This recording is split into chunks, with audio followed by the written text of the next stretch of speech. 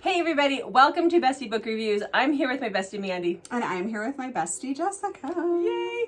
So believe it or not, well, I mean, it's a short month, so I guess it's kind of believable, but it's time for us to do, oh, the camera's over there. It's time for us to do our February wrap-up. So this is where we talk about our, Wrap it up. our top 5 books. What is wrong with me? I don't know. Did you get enough sleep last night? Awesome. I've got bags from being up with the kids. Our top 5 books of the month in order from 5 to 1.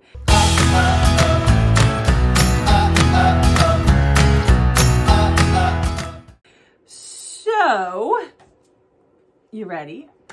What do we do first, though?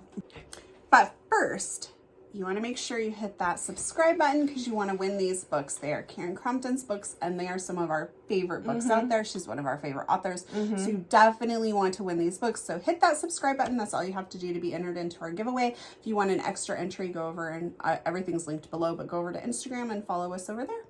Yay. Okay. So let's talk about February's books. Yes. How many did you read?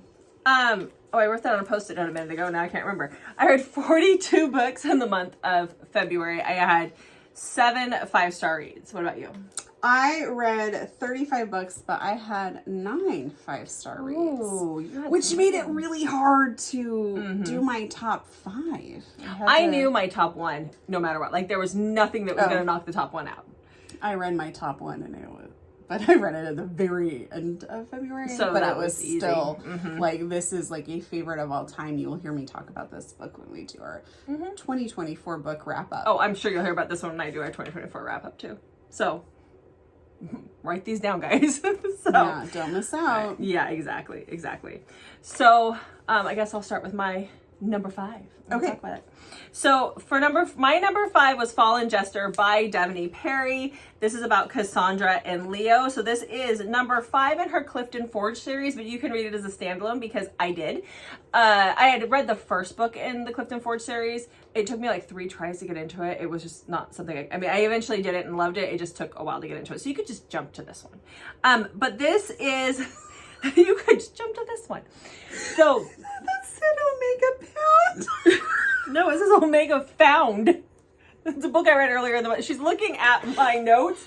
This is the page I'm talking about. This is the page that she's seeing with the Omega book next door. Okay, anyhow. You can cut that out. But Oh, I think your that's journal funny. is beautiful. Why, thank you. I use different Please head things. on over. Follow the link below and check out our journals. Oh, we'll have a short video up this week, or a short thing. Anyway, you'll see it later. Okay, guys. Okay, the book. I'm sorry, but okay. Doesn't that look like a P from here? Come on, Omega Pound. There's a glare on it. It's okay. I bet you there's a book called I don't know. Go to Goodreads and find out. Okay. Fallen Jester. So this is about, there's an MC in Clifton Forge, and it has been disbanded. They've decided to go straight, and they've closed down shop, and this happened several years before. So Leo was a part of that MC. He grew up in the MC, and it's in his blood. Now, he still keeps in contact with all of his brothers from the MC, all of the guy friends. They are their own family. They run like a car repair shop in town. They do detailing. They do all the stuff, right? And then you have Cassandra. She's grown up in Clifton Forge, but she's away at college. She comes home one weekend. She's always had a thing for Leo. So she comes home one weekend. They're at the bar where the bikers hang out. And she and Leo see each other. They end up having a one-night stand. But Cassandra has like this life plan for herself. And nothing is going to get in the way of it. Where Leo is just kind of out here floundering. And they have the one-night stand. She goes back to college. She finds out she's pregnant. She comes home. She tells her family. Her parents are very supportive. Oh, that's and good. it was just great. She's in her graduate program. Is that what I said it was? Yeah, it was her graduate program. She was just trying to get through her graduate program. And at first she says she's going to, stop going to school, have the baby, then go back. And she goes and tells Leo she's pregnant. And she tells him, this is my plan. And he's like, no. Go back to school. I don't want it. I don't want you. Go.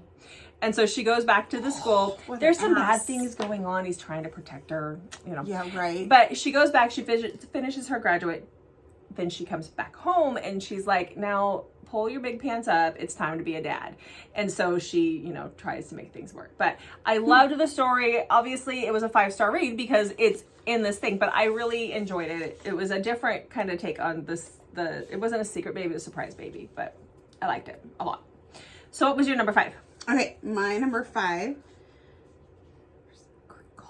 I know, I got a crinkle on mine. Is The Iron Tiara, or Tiara, by Beth Flynn. So this is a spinoff from the, ooh, ring light. I don't know how I'm going to do this. Be useful. There you go. That's my job. Okay, I'll do it for you. Okay. Okay, and now my notes fell open. Okay, so this is a 9-minute spinoff. I would definitely say that you could read this without it, but a lot of the stuff that's happening you won't quite feel as much for if you haven't read 9 minutes. So this is MC. Anthony lives the life of crime as a rival MC leader to what we saw in 9 minutes, but secretly they're friends. We don't see a ton of Grizz and stuff, but there's hints of what's going on. This is about Anthony, or Bear, as he's often called, and Christy, and how they met. And basically Christy's stepdad is not a good man, and he owes a lot of money to Anthony. So Anthony does what anybody's gonna do. He kidnaps Christy. Yeah. And decides to hold her. And she's like, flying your plan. He's not going to give a crap. And I hate him probably more than you do. And this is definitely a dark book. There's a lot of like horrific things that happen to people in this story. There's on-page stuff. Not between Anthony and Christy, though. I just want to point that out. And it's their story of how they come to be. I really enjoyed it. I don't know that I did a good job of explaining this book right now, Jessica. It's okay, I haven't read it yet. So for me, you did, yeah. Hey, okay, you said my favorite things. You said captor, like he takes her. He takes her. That's I'm down.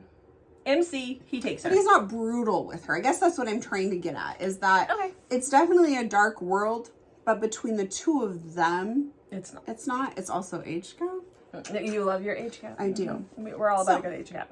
Read this. You will not be disappointed. Nope. Very good MC book. Okay.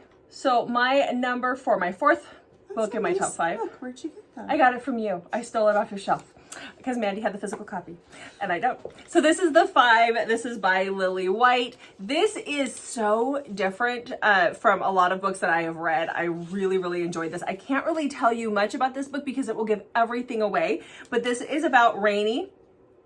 And Rainey is in a lot of trouble and something has happened. And so they bring in Justin, who is a psychologist, to try and help figure things out.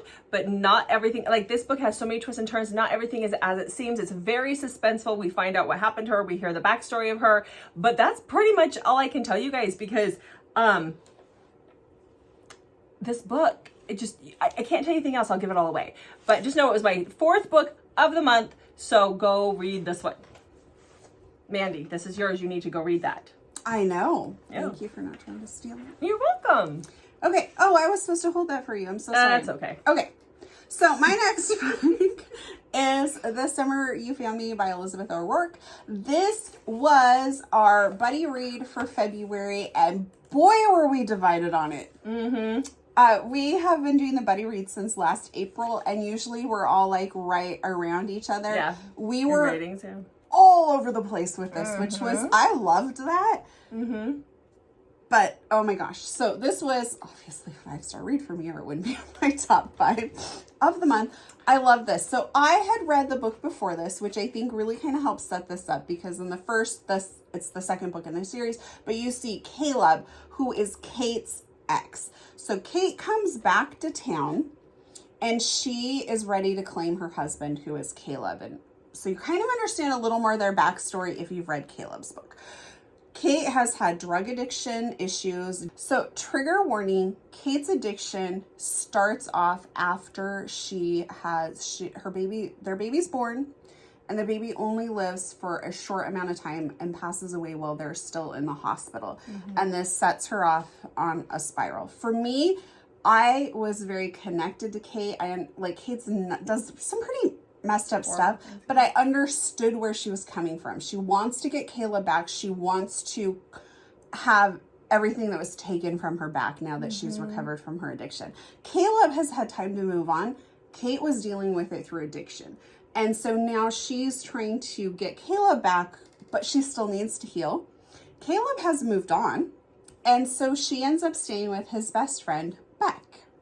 And this is where the story really, like, everything I said really happens, like, kind of at the beginning. That's just of worth the looking story. at a lot. Yeah, look at that. I mean, look at How could you not rate this a 5? No, just kidding.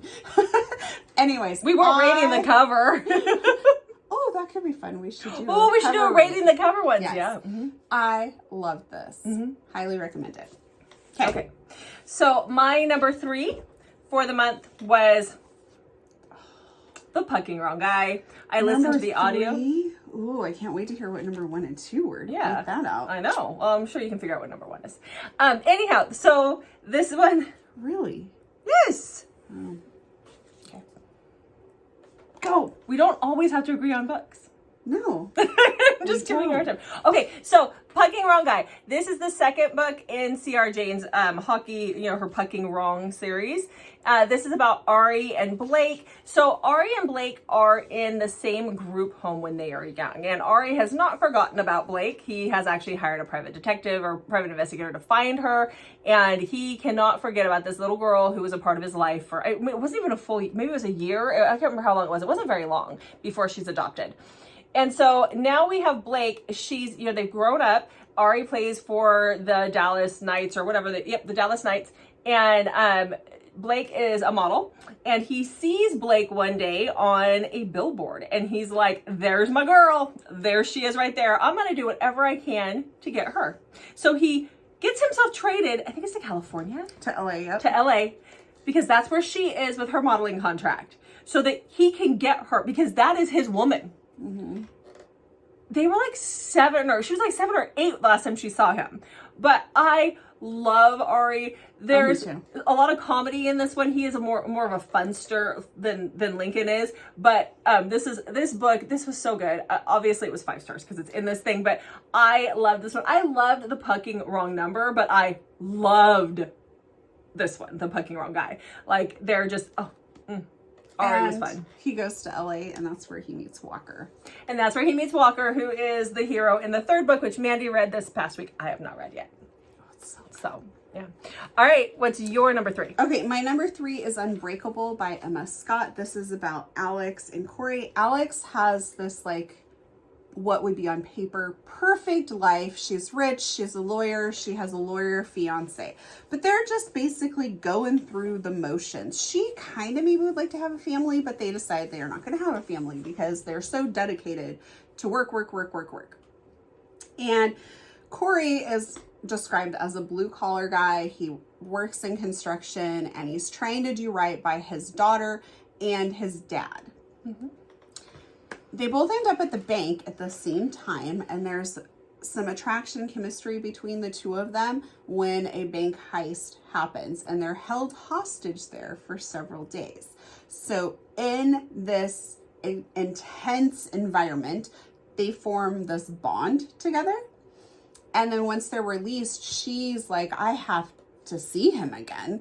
And so she goes to visit him in the hospital and learns a little bit more about what's going on in his life. And so they're kind of thrown together. I don't want to give too much away, but they're kind of thrown together through this experience. But remember, she has a fiance. Mm-hmm. I loved it. Loved this. Obviously, because it's number 3. Mm-hmm. Okay. All right. Read it. So, read it. Yeah. Okay. My number 2 is Dom by S.J. Kelly. Now, you liked King a little more than Dom, but Dom's a little more unhinged than King, so that's probably why I liked him a little bit more. Plus, I felt for heroine a lot in this one. So this is Val and Dom. So this is the 3rd book in the Alliance series. So Val is the illegitimate half-sister of King, who is our hero from our 2nd book. And she has a lot of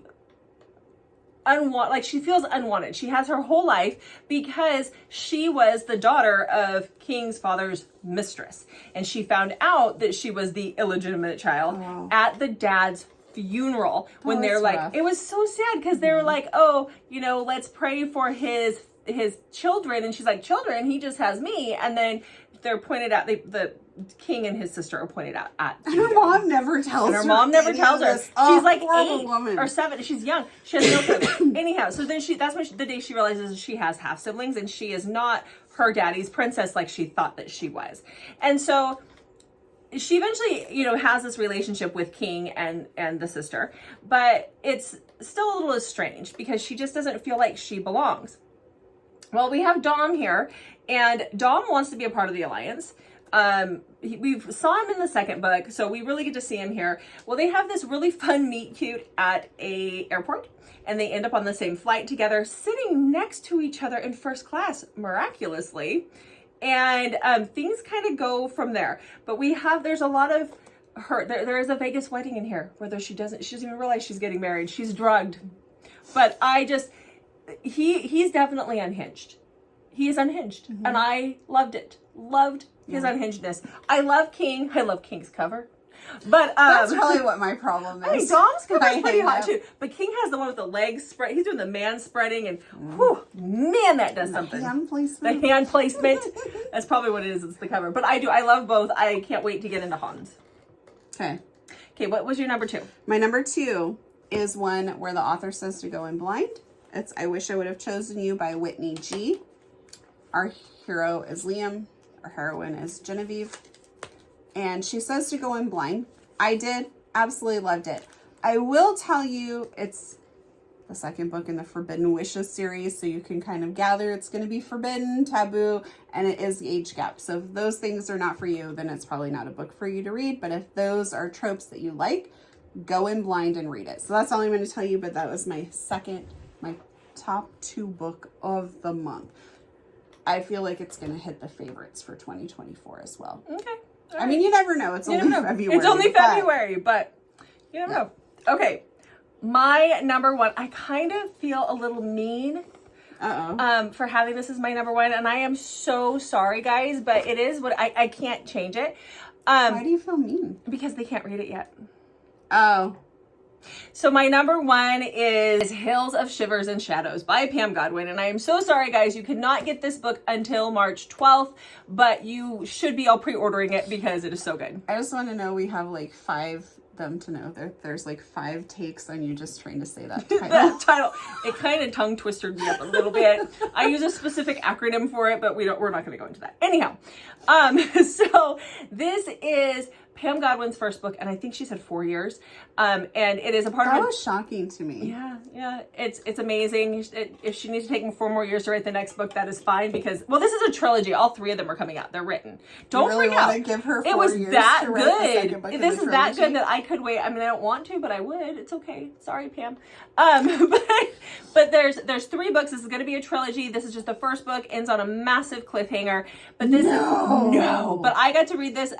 You've probably heard us say this. I got to read this as a beta reader because it's set in Alaska. And if you've been in our channel for a hot minute, you know that is a passion because I am Alaskan. So this is my thing. Like, I want Alaska done right. But this is a captor-captive, dark poly romance. It takes place in the Arctic Circle. It's about... Basically, Pam wrote this book for Jessica. Thank you. Thanks, Pam. But if only there was an alien landing, but maybe that'll happen in book 3. Please, no. Anyhow, this is about Frankie. She's kidnapped. Oh, I don't want to hear anything about this book. Okay, Frankie is kidnapped. La la la la la la la. Okay. And taken to the Arctic Circle. And she's at a homestead there. And I mean, pretty much, that's all I can tell. I mean, I don't want to really give anything away. Mandy obviously is desperate to read it. And she isn't even into the whole poly thing, but count down the days. I will be getting the next book in. Pam had better not let me down like she did in One Is a Promise in this series. I'm really going out on a limb. It's not a love triangle. Oh. Anyhow. Yeah. It was so good though. Anyhow. Promise. Okay. I'm still angry. I never picked It the was in right October. guy. You never do pick the right guy. So in a poly, then I don't have to pick the right guy. You don't have they're all the right guys. Yeah. Pam did break my heart a little bit in this one. Oh, great. But I am dying for the next one. I should get it here in a few weeks. Cannot wait. It is a big boy. It is over 700 pages. Just so you guys know. Take some time to read it, but oh man, it is good. It's good. Okay. Okay. What's your number one? My number one is The Pucking Wrong Date by C.R. Jane. Of course. Oh my gosh. This is going to be my top, like, probably 5 for 2024. Like, it's phenomenal. I absolutely loved it. So, it's number 3 in the Pucking Wrong series. This is Walker's story. Walker, who we met in Jessica's book. So, Walker plays hockey with Ari, and he like fanboys over Lincoln, which I absolutely love. Lincoln's the hero in the first book. So good. Yes. Yeah. So when you're reading Ari's point of view, you have the circle of trust back in full force. You have lots of banter between the three of them, lots of text messages. It's fantastic. I loved it. And it's an Ari's point of view? Oh, did I say Ari? Yeah. Oh, darn it. When it's Walker's point of view, it's okay. Ari and Lincoln and Walker talking back and forth through text messages and some phone calls. They're heavily involved with Walker in this. I loved it. I was here for that. I probably could have just read about their friendship because it's that great. When we have Olivia's point of view, it is heartbreaking to start this story off because Olivia has been in a very horrific situation with a horrible mother and an agent that are controlling her life. They actually have a conservatorship over her, and she has absolutely no freedom. So one day she sneaks out and goes with her cousin's fiance or girlfriend to his hockey game, and he happens to be playing Walker's team. Walker sees her and falls in love, like on the ice. He's like, that's her, that's for me. And that's how the story starts. Loved it so much. It's crazy how phenomenal of a writer C.R. Jane is, because you go from reading one chapter to where you're like, oh my gosh, this is heartbreaking. And you just feel so much for this girl. And then you're like hysterically laughing at the banter back and forth. And yes, Grandma Airways is still there. Yeah. It is definitely my favorite out of the series. Like you said the second book, like you're like, I loved Lincoln, but I love Ari. I feel that way. I loved Lincoln. I really loved Ari. And now I'm like, love Walker. Okay. Like they just keep getting better. Cool. Like phenomenal series. And it does have dark elements to it, but our heroes always 100% in these 3 books want what's best for their woman. Might go about it in the wrong way. Yeah, but they would never, it's not like a bully romance. They would never do anything to actually hurt them. They just manipulate situations a lot. I love in the second book when the guy, Lincoln, keeps asking if Ari needs, was it handcuffs or rope? And we know why, because if you've read the first book, you know why. And he keeps asking Ari to do that. And Ari's like, no, but is there a reason why you're, like, and we all know, if you've read the book, you know why he's offering that. And I just loved it that he was offering that, because we see how unhinged certain things, they do have little unhinged Lincoln's moments. advice comes in play a lot. And his advice, and you enjoy it more if you've read the first book, because you understand why Lincoln is advising those things. And even though it is not Christmas time, I would recommend picking up the novella, A Pucking Wrong Christmas. It comes right after the second book, before you read book 3. It just gives a little more insight into the characters. It does have a Christmas theme, but I felt like it kind of set up a few things, and it just really brings them back in. You don't have to read it, but I would recommend it. It was a good read. Okay. All right, guys. So that is our top 10 books for the month of February. Yes. Yay. All right. Make sure you check back on Mondays, Thursdays, and Saturdays for new videos from us.